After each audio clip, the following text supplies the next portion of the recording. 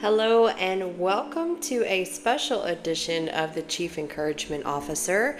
I'm your host, Rebecca, and today we're going to be talking about some keys to successful networking. I call this Beyond the Name Badge.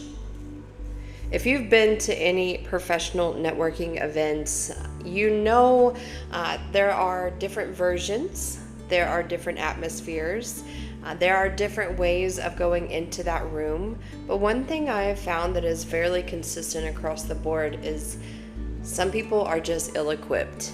They want to go into those rooms and achieve, whether it's making new connections, creating opportunities, they're looking for something. Otherwise, they wouldn't be willing to go into some of these environments.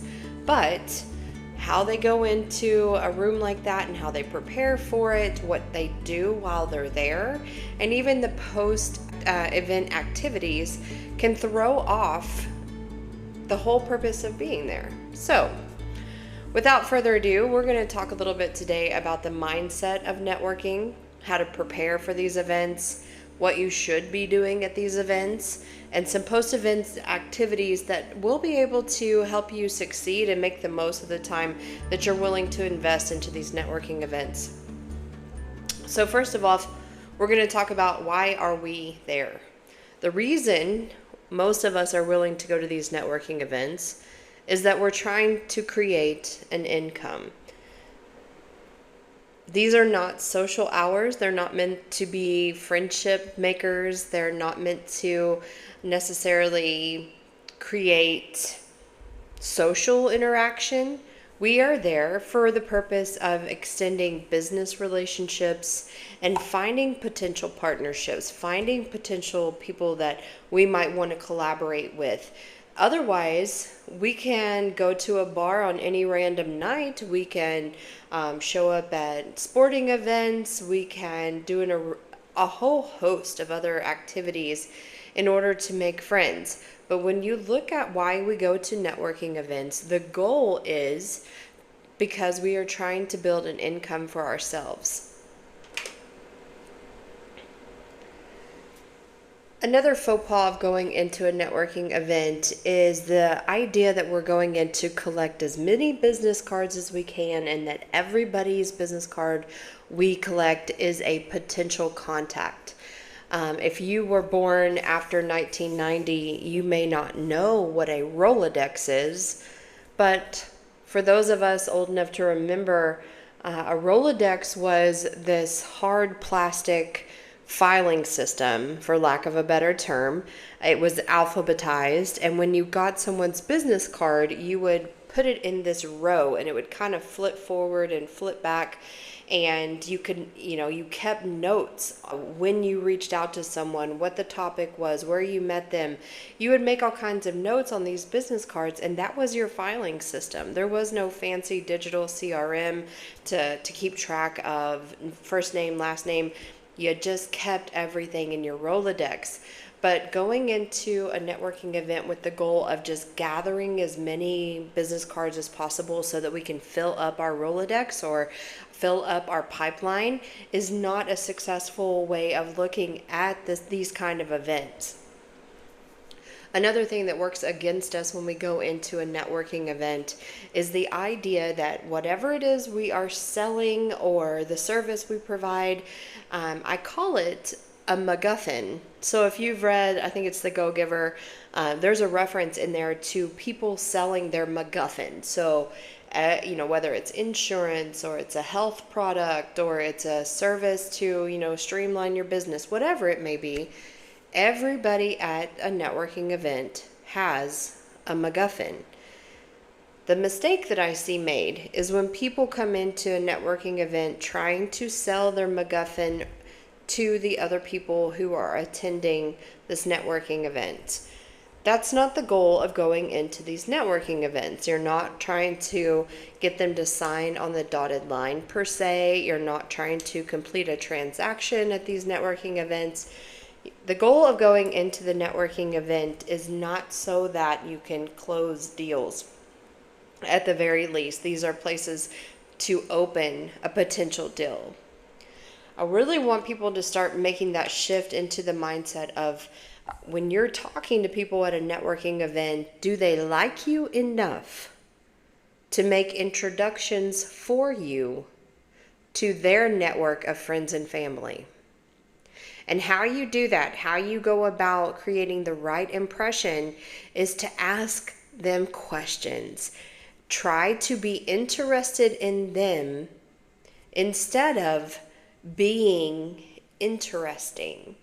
And I know that goes against a lot of what we see on social media, where the louder, the bolder, the more offensive sometimes, these characters that we develop, we put out the impression that we are super interesting and that people should be attracted to us or want to, talk to us, instead of flipping that around and being the one asking all the questions to someone else. And I believe that is to your advantage if you can do that. So sometimes people struggle to come up with questions. What do I ask someone else? How do I make it about them? How do I ask, what do I say? Well, here's 3 things that can be universally used. Number 1, ask somebody what their day to day is like. When do they wake up in the morning? How late do they work? Do they work on the weekends? Do they allow interruptions to family meals or family time? Talk to them about what their life looks like on a day-to-day basis. Do they give up camping trips, vacations? Do they answer every email that comes through? Is their stress level high? These are the things that are actually moving that person through life. And sometimes just asking them what their day-to-day is like is actually very revealing for them and for you. Another big question that I like to ask people is to find out what challenges are facing their industry right now. This one can unlock everything from AI to construction material availability to you name it, imports, new legislation that may have been passed that's impacting them. All kinds of conversation can come from this question. Another great question to ask is, where has your work taken you that you never thought you would be?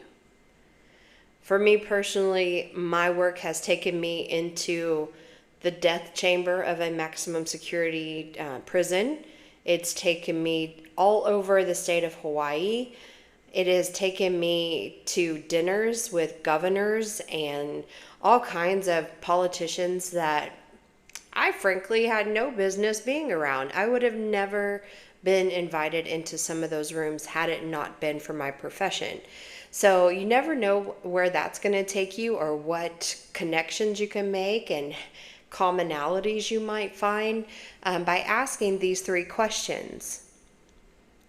So before you go into a networking event, these are just some tips. You don't have to do this every time, but they're great habits to put into place. If you're going to set aside a particular night, a block of time, a certain amount of hours to go to these events, there is some homework that I would recommend.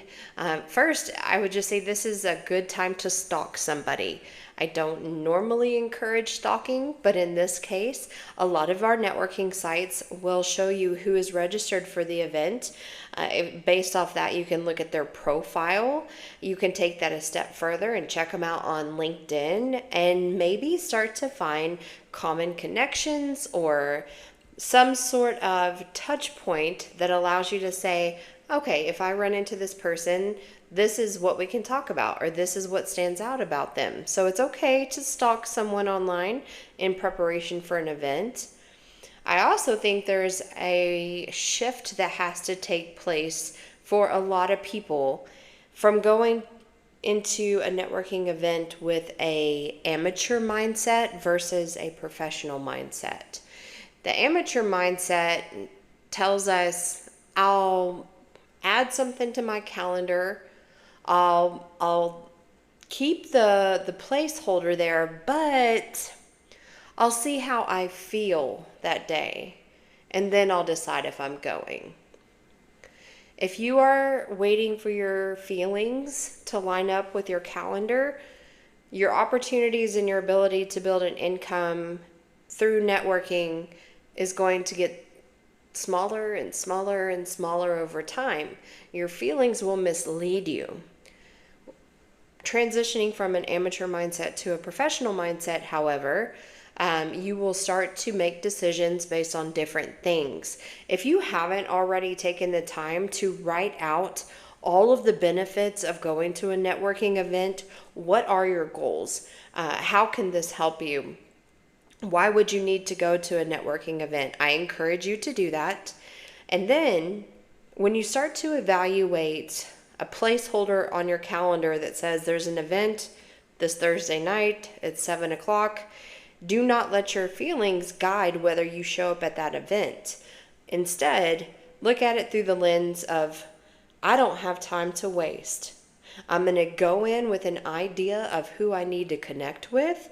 I'm going to be prepared, and I'm going to go create my own path in order to build out my business or my profession or whatever it may be. But turning that corner from amateur to professional will be necessary. In preparing for an event, I do recommend that you go to the website that is organizing this, or the group that's organizing this, and confirm who is attending the event. I would also look and see what connections you already have, and usually LinkedIn's pretty good about showing these connections. So check out that resource. Also, what professional connection can you bring up as an icebreaker? Going into a networking event, you want to set goals. I recommend 3 fairly simple ones. Number 1, make connections that you want to talk to again. Somewhere between 3 and 5 connections that night that left a positive impression on you, that you have enough in common that it makes sense to sit down with them again and get to know them in a different context. And then also, you want to find out who their ideal customer is. When you're talking to someone, that's another great question, is just to say, so how would I know if I am talking to a potential customer for you? Find out who their ideal customer would be so that you can help them find them. If you've never heard the saying, if you help enough people get what they want, by default, you'll get what you want. It's a great mindset to apply to going into networking. I absolutely believe in this. I live by it, and I've seen it play out. So the next tip I will give you is to keep them wanting more by talking less. If you can do as little talking as possible and you're constantly asking them questions, it gives you the opportunity to drop little gems and little nuggets and little breadcrumb pieces that they're going to want to know you more. So don't come in trying to share your entire history, your entire resume, all your accolades, all your certifications. Just hold on. Talk less, ask more. Another issue that I see raised a lot in networking events, I hear people say it. I've heard partners that I'm going to events with say it, and they're just like, I'm just so nervous. I just get so anxious in these environments. And here's the good news. Everything you're feeling is being shared and experienced by everyone else. Everyone there has a level of self-doubt, and they have a level of nervousness, whether they show it or not. They may be really good at hiding it. They may be using alcohol to, mask it a little bit. But believe me when I say everyone there has a level of anxiety going into a room of strangers and knowing that there is a long-term agenda they're trying to accomplish. So one of the tricks of the trade when you're going into these events, in order to help yourself move through that situation and get past that initial hurdle, because I think once you're there for a while, that will go away. But if you can turn your effort and focus onto making someone else feel relaxed, welcomed, seen, appreciated, all of a sudden you're going to realize your own anxiety is not running through your mind in a loop, freaking yourself out. You can actually give the gift of calming somebody else down and letting them know that they've just made a friend, and all of a sudden you're going to realize that you're not focused on your own feelings of worry and stress. So use that to your advantage. I'm also going to encourage you not to be weird. I call this DBW, don't be weird. A lot of times people go into these events with their personality on level 12. Maybe they are wearing every name brand clothes designer they can think of. Maybe they've just got a really obnoxious accessory. I've seen people go out of their way with the hopes of being noticed by doing some of these things. But I'll tell you, those are all red flags. For people who are there who are trying to make business connections and look for potential partnerships, seeing someone go out of their way to be very attention grabbing goes against the genuine, authentic potential partnership that needs to be built. So I say focus on kindness, focus on sincerity, focus on not being intimidating and not being invasive to people's space or the environment around you. DBW, just don't be weird. I'll also encourage you to move around. A lot of times I see people kind of post up near the entrance or exit, especially if there's just one for an event. And it's almost like all the hall monitors line up, or like you're going to go through and everyone's going to give you a high five as you're walking through the door. And I don't quite understand the mindset around that, other than once we get to a place and we stop, sometimes it's like our feet feel really heavy and they're glued to the floor. But try not to post up in one spot. Don't expect people to come to you. If you've done your homework and you know who you're looking for, you're going to need to move around the room in order to find them. And it just makes you look a little bit more proactive. So don't get settled into a chair or a bar stool. I also encourage you to learn a polite exit strategy. If you do not control your time, somebody else will. And if you've been to enough networking events, there's usually somebody who, once they start talking to you, for some reason, the conversation is one-sided and it goes on and on and on and on. And if you're polite and you're just a very sweet person, you may let them monopolize your time and waste a big majority of the event. And I don't fault that person. I think that goes back to the level of nervousness or anxiety that they're feeling. And if they find one person who's willing to hear them out, it may be the thing that gives them a sense of accomplishment, that they're actually, building a connection, or they're building a relationship, or they're actually progressing by talking to you. But if it is not a mutually positive experience, you're going to have to learn how to exit politely. You can use all kinds of ways to do that, especially if an event's at night. Look and see what time it is and what time your kids go to bed, and maybe let them know, hey, I'm gonna call my little nugget, tell them good night. It's been great talking to you. Or just be straight up. Say, it's been awesome talking to you. I'm going to keep working this room and see who else I can connect with. I'm glad you're here and I wish you the best of luck the rest of the night. Just find a way to politely exit so that someone else isn't controlling your night. I also encourage you to have a return policy. What do I mean by that?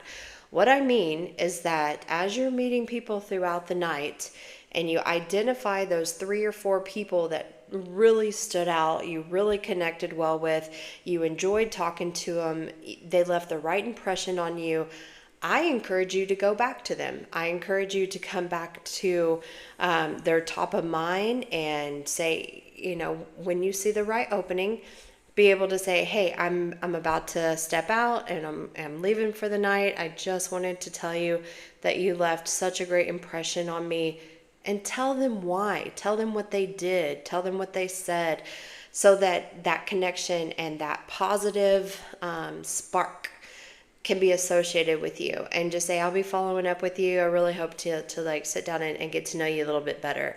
I guarantee you, if you set that return policy in place, those people will remember you above all of the other people that they shake hands with that night. All right, so moving into some after event activities.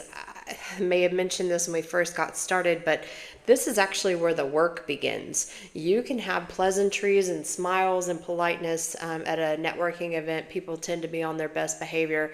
But after the event is when you actually have to start doing the work.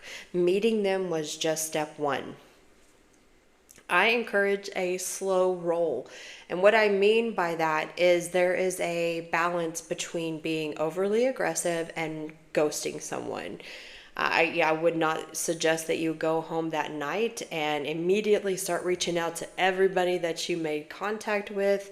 If that shows some signs of desperation. It may give off the wrong impression of neediness. And so I would say I would recommend 1 to 3 days before you start reaching back out. So slow roll that relationship. Know that anything good that's going to come from that, you're not going to be able to create right off the bat. It's going to take some time. So if you choose to email them, which I do recommend to start out with, text just seems a little bit too personal. But if you go the email route, give them a reminder of where you met them and the positive impression they left on you. Let them know, this is what you said. This is how I think it might connect for me. This is why I would want to sit down with you. And then gently put that at their feet and let them decide if they're going to pick that up and return with a response or with an invitation to sit down. Don't expect or don't put any pressure on them to get back to you in a certain amount of time. The timing will work out the way it's supposed to work out if it's going to happen. So just lay that at their feet. I also am going to encourage you to maintain some social media boundaries. I love jumping on LinkedIn because people know it's exactly what it's for. It's for professional networking. It's for our workplace behaviors, and it's a different environment to connect with people on. If you immediately start looking up their Facebook or their Instagram or their TikTok and you're commenting on their kids or where they go to school and what car they drive, now you're starting to get into creeper territory. You really want to maintain a certain level of professional boundaries with anybody that you meet at a networking event. Try to stay off the casual acquaintance bubble of their social media. So when you do, let's assume somebody responds to your email or your invitation to meet up again, and you set a date and you're going to go sit down with them. Don't go in just hoping that there's a chemistry or something magical happens and you have plenty to talk about that day. Odds are you're not going to. You need to have questions ready for them. Know why and the purpose and the direction that you want to go during that conversation. Know what commonalities you had. Try to start building some deeper rapport. Maybe go to another level than what you were able to, initially set out with at the networking event. But have questions ready for them. I also want you, as you're listening to them both at the networking event and during your follow-up, I want you to be thinking about who would be a potential customer for them based on your own contacts. As they're talking, if they are the same person that you met during the networking event, same, no red flags, they seem genuine, authentic, they're the real deal, then you may want to take that next step and say, would it be helpful if I was able to connect you to someone that fill in the blank? When I say that to someone, I'm not giving that contact's first name, last name, address, contact information.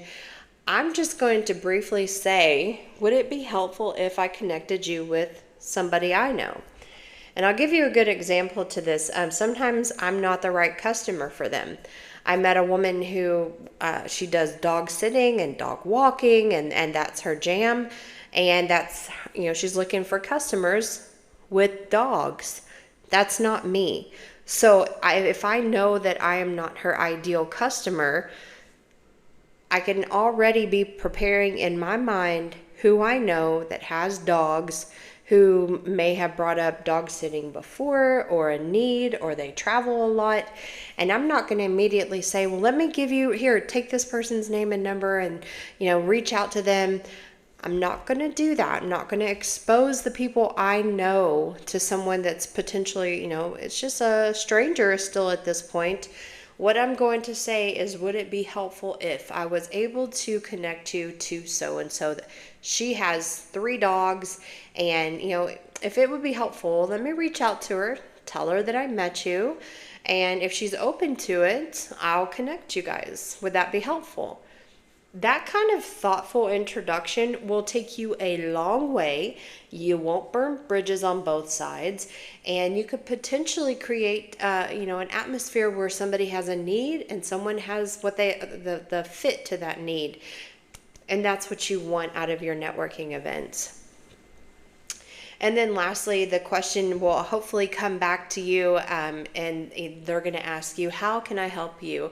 And just be ready to answer. I had a woman last week ask me this, and one of the things that I need right now is a list of qualified babysitters, somebody that's not going to charge me $75 an hour and has an expert teaching license and a PhD in preschool education. I don't need all that.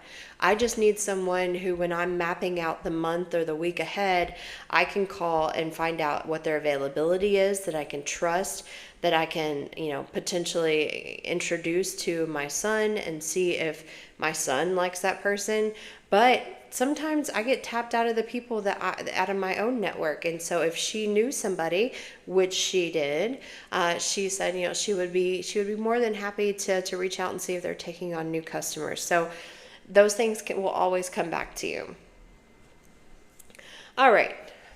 Wrapping up a little bit, getting a little bit closer to the end here, but I want to go over some of the do nots of a networking event. These are the things you want to avoid. You don't want to be this guy or this girl. And the first one is the interrupter.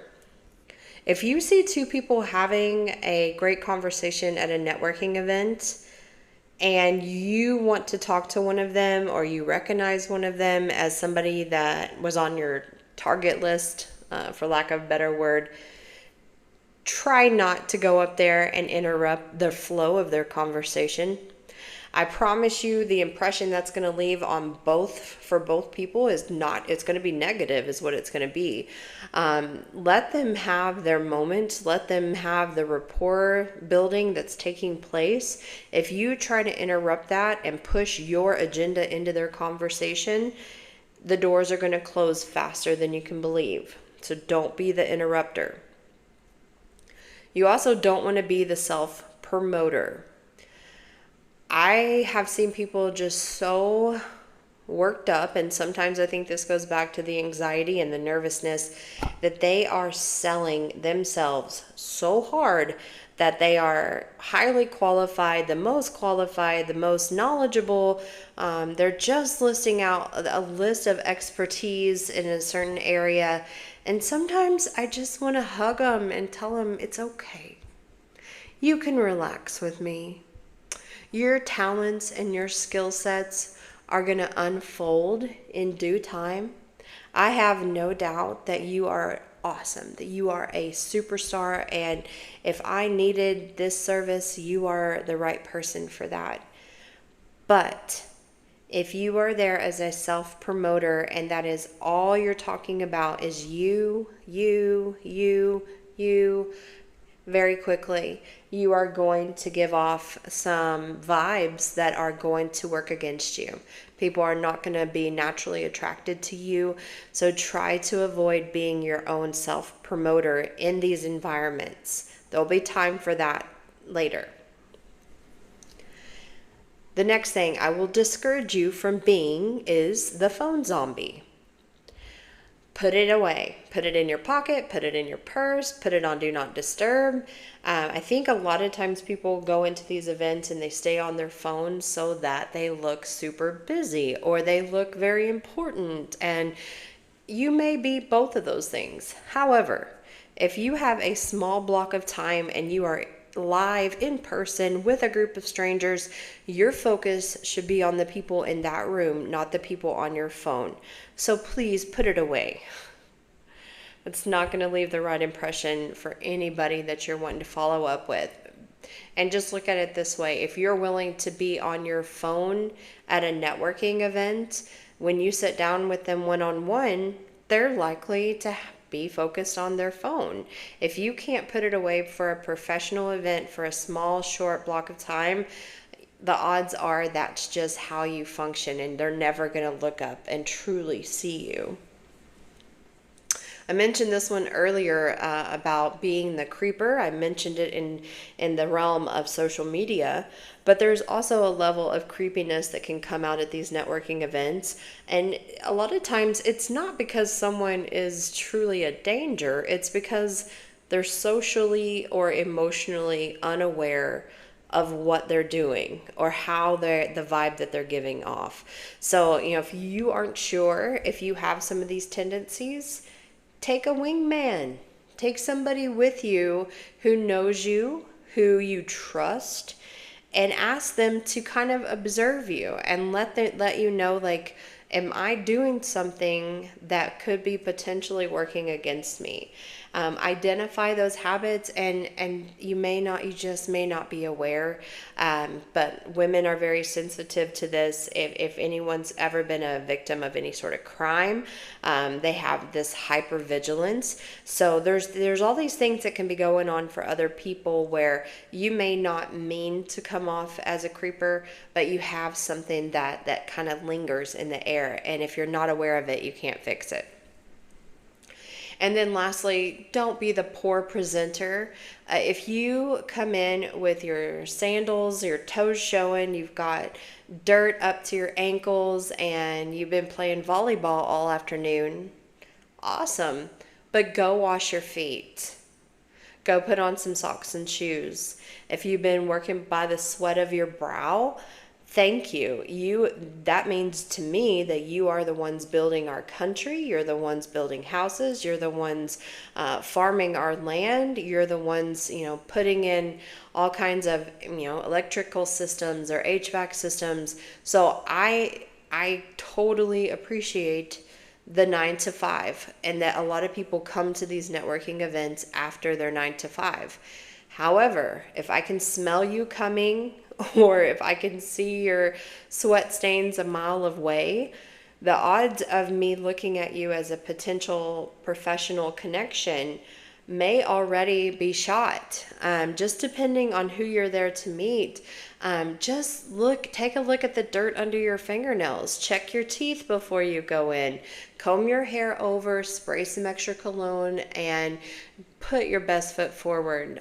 Just try not to come in with a poor presentation, because you may be brilliant, you may have the most impressive network of anyone in that room, but if your physical appearance is not displaying that, it's actually working to hinder you from creating any sort of positive result from that event. All right, so like I said, this is a special edition of the Chief Encouragement Officer. These areas and this training actually goes along with the East Valley Women's Networking Group. So here in Phoenix, I'm the founder and creator of the East Valley Women's Networking Group, and this was a training designed for them. However, having a platform like the Chief Encouragement Officer podcast in order to share it only made sense. So if you are in the Phoenix area and you're looking to connect with other women, professional women or entrepreneurs, check out our website. You can go to www.evwng.com. That is East Valley Women's Networking Group, the first letter of that, of those words. You can look us up online, see what other events and what other workshops we have coming up. And you can also find us on networkingprofiles.com. If you've never been on there, it's one of the most impressive networking resources that we have in the Phoenix area. It's growing by the day, and the way that they are doing it, they're just doing it right. So if you don't have a profile on there, jump on there, see what connections you can make, and see what events might be coming up. Until next time, take care.